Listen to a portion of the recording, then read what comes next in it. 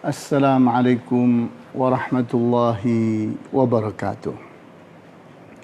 Innal hamdalillah nahmaduhu wa nasta'inuhu wa nastaghfiruhu wa na'udzu billahi min shururi anfusina wa min sayyiati a'malina. May yahdihillahu fala mudilla lahu wa may yudlil fala hadiya lahu. وأشهد أن لا إله إلا الله وحده لا شريك له وأشهد أن محمدا عبده ورسوله لا نبي بعده نصلي ونسلم على رسولنا الأمين وعلى آله وأصحابه ومن تبعهم بإحسان إلى يوم الدين وبعد إخواني وأخواتي في الدين أعزكم الله. Pada kesempatan sore hari ini kita ingin masuk insyaAllah kepada majlis yang ke-23. Berbicara tentang pemeringkatan orang-orang yang beriman. Di mana orang yang beriman itu bertingkat-tingkat. Kita memperhatikan surat Fatir ayat 32-33. Thumma awrathna al-kitaba alladhina astafayna min ibadina. Faminhum zalimun li nafsihi wa minhum muqtasidun wa minhum sabiqun bil khairat biidznillah. Dzalika huwal fadlul kabir. Kemudian kami wariskan Alkitab, Al-Quran kepada orang-orang yang kami pilih di antara hamba-hamba kami. Faminhum zalimun li nafsihi. Di antara mereka ada peringkat golongan orang yang menzalimi diri mereka sendiri. Wa minhum muqtasidun, dan di antara mereka ada orang yang menengah. Wa minhum sabiqun bil khairat, dan di antara mereka ada orang-orang yang terdepan dalam berlomba mencapai kebaikan. Biidznillah, dengan izin dari Allah. Itulah keutamaan yang besar yang Allah berikan kepada mereka. Jannatu adni yadkhulunaha yuhallawna fiha min asawira min dhahabin wa lu'lu'a wa libasuhum fiha harir. Surga-surga Aden yang mereka akan masuki, mereka akan memakai pakaian-pakaian yang terbuat dari emas dan mutiara, dan baju mereka terbuat dari sutra. Kita perhatikan ayat 32 dari 30 dan 33 dari surat Fatir memberikan gambaran kepada kita tentang umatnya Rasulullah sallallahu alaihi wasallam, di mana mereka itulah orang-orang yang Allah pilih untuk mendapatkan Alkitab, yaitu Al-Quran, dan merekalah yang Allah pilih untuk itu. Karena umatnya Nabi Muhammad sallallahu alaihi wasallam adalah umat terpilih, umat terbaik. Hal ini seperti termaktub dalam surat Ali Imran ayat 110. Kuntum khaira ummatin ukhrijat linnas. Kalian telah menjadi umat terbaik yang pernah dimunculkan di tengah para manusia. Jadi umatnya Nabi Muhammad adalah khaira ummah, umat terbaik. dibandingkan dengan seluruh manusia sedunia dari zaman Nabi Adam sampai hari kiamat. Kita pun akan semakin yakin di saat membaca surat Al-Baqarah ayat 143. Wa kadzalika ja'alnakum ummatan wasata. Dan demikianlah kami jadikan kalian sebagai umat yang adil, umat yang terpilih, umat yang terbaik. Kemudian kita lihat lagi pada surat Al-Baqarah ayat 143. Litakunu syuhada'a 'alan nasi wa yakuna ar-rasulu 'alaikum syahida. Agar jadilah kalian para saksi terhadap semua manusia, dan jadilah Rasul atas kalian sebagai saksi.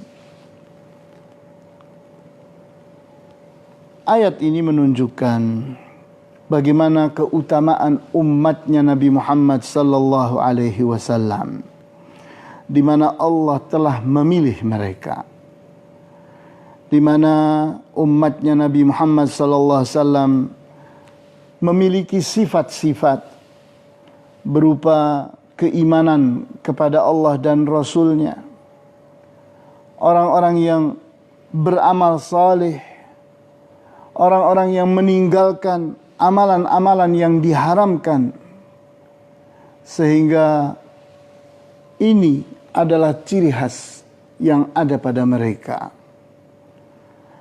di mana iman itu tidak meninggalkan mereka, terus bersama mereka.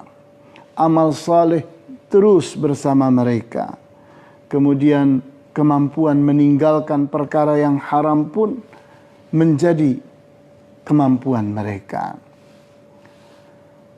Maka kita perhatikan bagaimana Syekh Saleh bin Fauzan Al-Fauzan memerinci hal ini. Beliau katakan bahwa ketiga golongan tadi keterangannya adalah sebagai berikut. Yang pertama, zalimun li nafsihi, golongan yang menzalimi dirinya sendiri. Wa huwa alladhi yaf'alul ma'asiya allati duna syirki, di mana golongan yang terendah dari orang yang beriman di kalangan umatnya Nabi Muhammad SAW adalah mereka beriman namun tetap berbuat maksiat. Namun maksiat yang dimaksudkan tidak mencapai kepada syirik.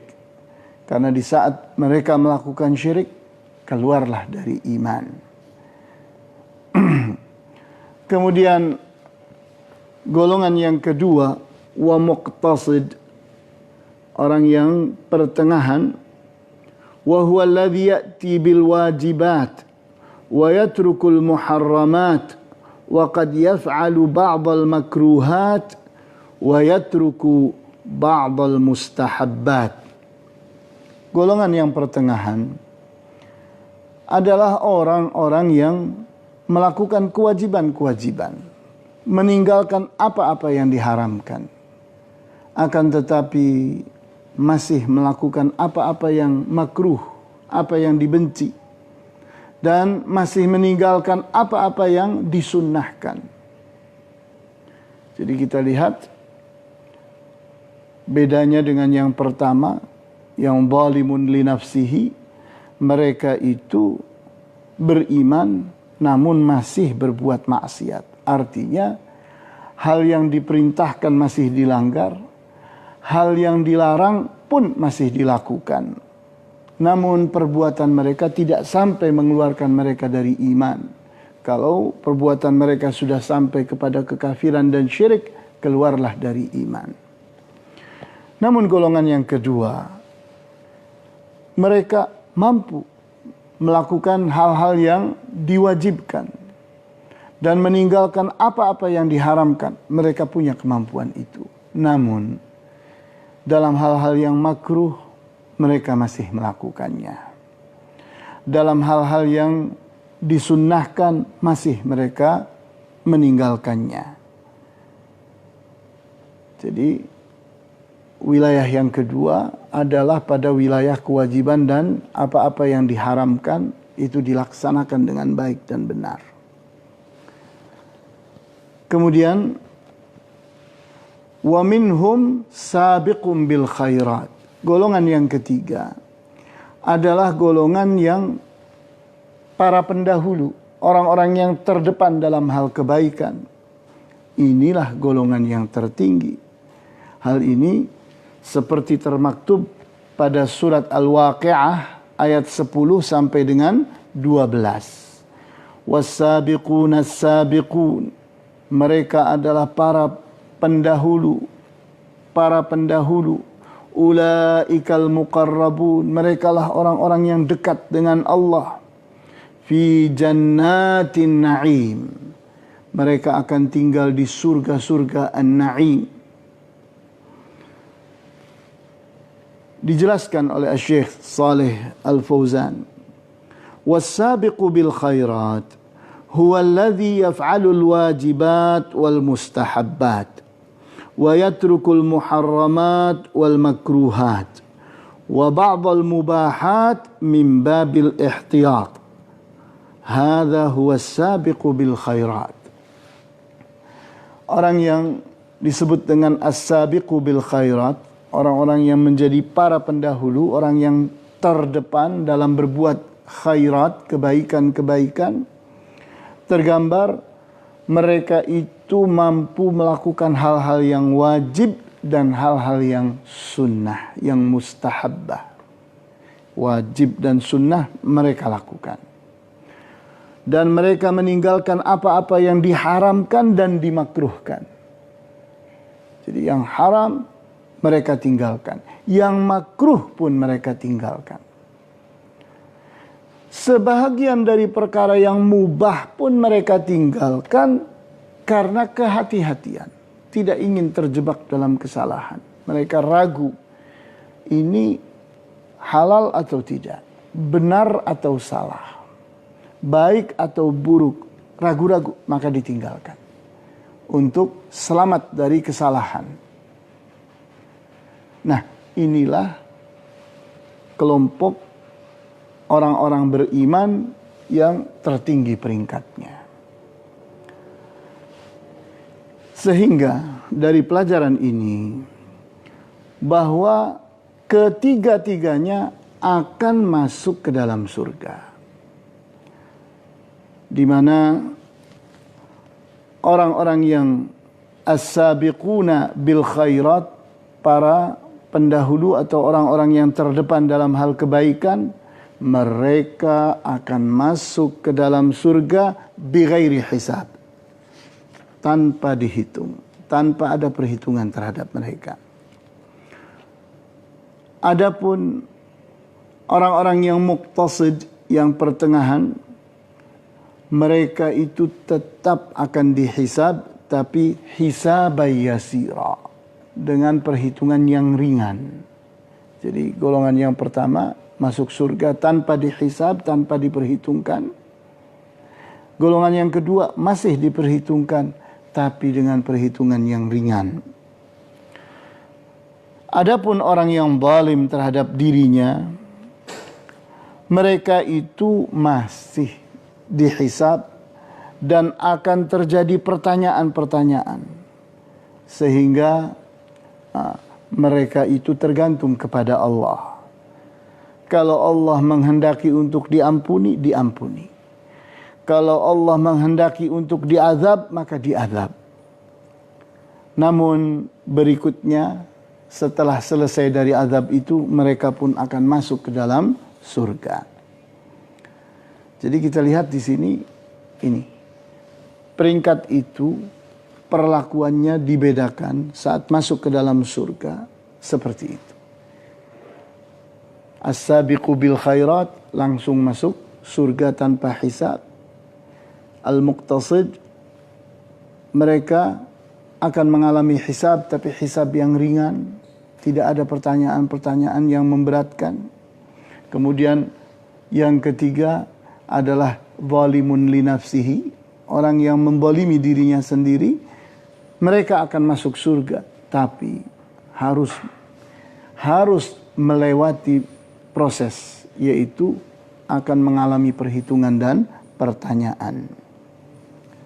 Kemudian berikutnya, setelah mereka masuk ke dalam surga, tergambar pada surat Al-Hajj ayat 23.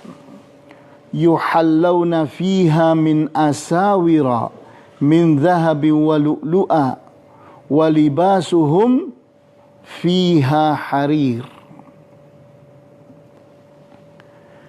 Bahwa mereka itu akan mendapatkan perhiasan-perhiasan berupa emas dan mutiara, dan pakaian mereka terbuat dari sutra.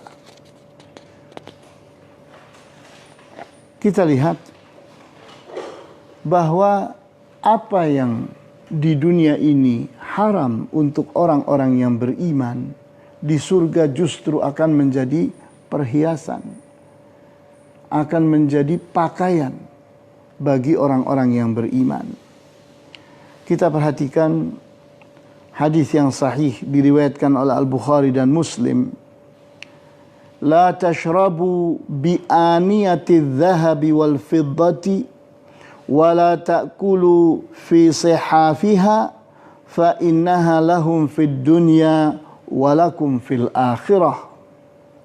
Janganlah kalian minum dari bejana yang terbuat dari emas dan perak, dan janganlah kalian makan dari piring yang terbuat dari emas dan perak, karena emas dan perak itu, bejana-bejana itu untuk orang-orang kafir di dunia, dan akan menjadi bejana-bejana, perhiasan dan kenikmatan bagi kalian di surga, di hari akhirat.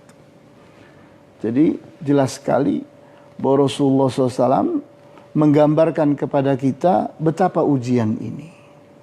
Kenapa kita ini tidak boleh, kaum lelaki dari orang-orang yang beriman itu tidak boleh menggunakan bejana-bejana yang terbuat dari emas dan perak, menggunakan pakaian yang terbuat dari sutra? Terjawab dengan hadis ini.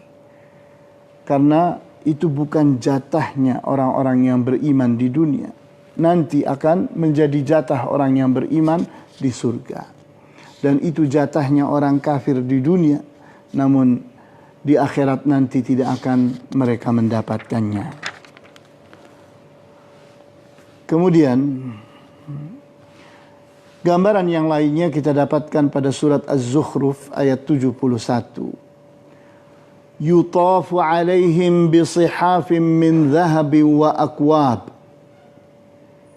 Bahwa orang-orang yang berada di surga itu, mereka akan dikelilingi oleh orang-orang yang akan membantu mereka. Tergambar pada ayat-ayat yang lain berupa wildan, anak-anak kecil yang membawakan untuk mereka bejana-bejana. Piring-piring yang terbuat dari emas, gelas-gelas yang terbuat dari emas. Jadi kita lihat bahwa pada surat Az-Zukhruf ayat 71, bahwa piring dan gelasnya orang-orang yang beriman di surga nanti itu terbuat dari emas. Kemudian berbicara tentang sutra, kita perhatikan hadis yang sahih riwayat Ibnu Majah, Al-Baihaqi, At-Tahawi, Ahmad, Al-Bazzar, Abdun ibn Humaid, dan At-Tirmidzi, di mana Rasulullah SAW bersabda tentang emas dan perak, emas dan sutra, haramun ala dzukuri ummati hillun liinathiha. Emas dan sutra itu haram bagi lelaki umatku dan halal bagi para wanitanya. Ini tentunya di dunia. Adapun di akhirat, maka para penduduk surga akan menggunakan pakaian yang terbuat dari sutra. Sehingga kita membaca di antaranya pada ayat yang kita baca tadi di surat Fatir ayat 33, juga di surat Al-Hajj ayat 23, walibasuhum fiha harir, dan pakaian mereka di surga adalah sutra. Sehingga kita telah mendapatkan gambaran. Kenapa demikian? Jawabnya karena itulah ujian. Di mana kita ini sedang diuji oleh Allah. Ingin masuk surga atau tidak? Kalau ingin masuk surga, bersabarlah. Biarkanlah orang-orang kafir itu menikmati sedikit dari hal-hal yang diharamkan itu. Namun di akhirat nanti mereka tidak akan dapat apa-apa. Mereka akan sengsara. Dan apa-apa yang haram atas kalian di dunia ini nanti akan menjadi sesuatu yang membahagiakan kalian di akhirat. Sehingga bersabarlah di dunia untuk berbahagia di akhirat. Kemudian berbicara tentang surga, maka tentunya tidak sama. Apa-apa yang menjadi kenikmatan di dunia dengan apa-apa yang menjadi kenikmatan di surga. Kenapa? Karena surga itu betul-betul negeri kenikmatan. Sehingga kenikmatan yang ada di sana itu sempurna. Sedangkan kenikmatan yang ada di dunia diiringi dengan hal-hal yang mencemaskan, menakutkan, membuat orang tidak tenang. Di mana kita tahu bahwa siapapun yang dapat kenikmatan di dunia ini, maka dia terancam. Dia harus menjaganya. Dia harus berlelah-lelah untuk mendapatkannya. Dan dia harus direpotkan oleh akibatnya. Sehingga kenikmatan itu bukan kenikmatan yang sempurna. Tapi kenikmatan yang diiringi dengan sesuatu yang tidak menyenangkan. Berikutnya, di saat berbicara tentang orang-orang yang beriman, maka kelas dari orang-orang yang beriman itu tergantung kepada bagaimana mereka beramal saleh. Bagaimana mereka melaksanakan perintah-perintah Allah dan menjauhi larangan-larangannya. Sehingga mereka itu benar-benar melaksanakan perintah Allah dan menjauhi larangan-larangannya. Karena inilah ujian mereka. Di mana ujian kita di dunia ini, ujian manusia di dunia ini adalah bagaimana kita itu disuruh untuk beramal saleh. Disuruh kita itu untuk bertakwa kepada Allah. Dan kita pun melihat bahwa keberhasilan orang dalam beramal saleh, dalam bertakwa, itu akan mengkelaskan mereka. Memberikan peringkat kepada mereka. Bagaimana? Akankah dia menjadi yang tertinggi, yaitu as-sabiq bil khairat, orang yang menjadi pendahulu terdepan dalam kebaikan, atau yang muqtasid, atau yang zalimun li nafsihi. Kemudian kita lihat kenikmatan-kenikmatan yang didapat oleh orang di dunia ini, itu ternyata tidak bisa disamakan kelasnya dengan kenikmatan yang didapat di dalam surga. Kenapa? Karena kita lihat bahwa kenikmatan itu akan kekal, akan terus ada bersama mereka di surga itu. Mereka tidak takut, tidak cemas. Dan mereka sendiri, tubuh mereka tidak akan mengalami sakit, tidak akan mengalami ketuaan, apalagi pikun dan seterusnya. Kita perhatikan pada surat Al-Hajj ayat 25. Kita perhatikan pada surat Fatir ayat 35. Alladzi ahallana daral maqamati min fadlihi la yamassuna fiha nasabu wa la yamassuna fiha lughub. Di mana ungkapan syukur orang-orang beriman yang masuk ke dalam surga adalah diungkap dengan ungkapan mereka berupa bahwa kami ini telah ditempatkan pada daral maqamati, negeri yang kekal, negeri yang akan terus ada dengan keutamaan dari Allah, di mana mereka menyebutkannya la yamassuna fiha nasabun, tidak akan menyentuh kami sesuatu yang merepotkan, menyulitkan, memberatkan.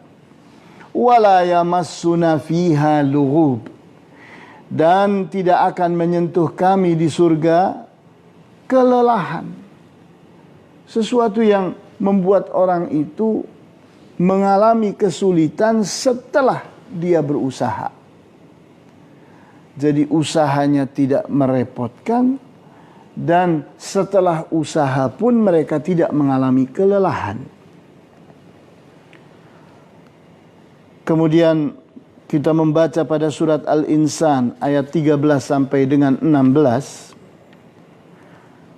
La yarawna fiha syamsan wala zamharira, bahwa mereka di dalam surga itu tidak akan mendapati teriknya matahari dan tidak pula mendapati kerasnya dingin.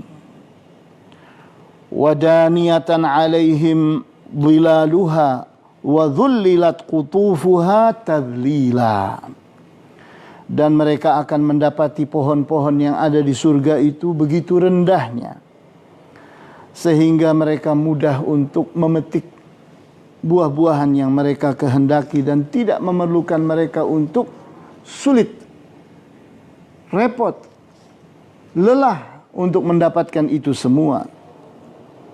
Wa yutafu alaihim bi aniyatin min fiddatin wa akwabin kanat qawarira, dan mereka akan dikelilingi dengan bejana-bejana yang terbuat dari perak, dan mereka akan mendapatkan gelas-gelas qawarira min fiddatin qaddaruha taqdira, dan mereka akan mendapati bejana-bejana itu semua terbuat dari perak, dan mereka akan menghargainya, mereka akan menikmatinya, mereka akan merasakan bahwa itu adalah kemewahan yang luar biasa.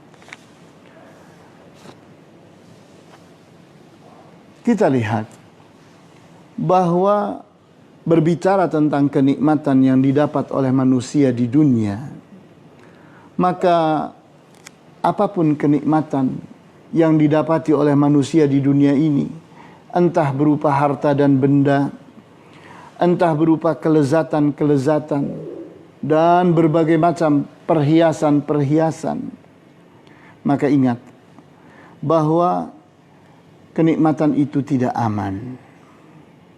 Sehingga orang itu kalau dapat kenikmatan itu akan merasa takut.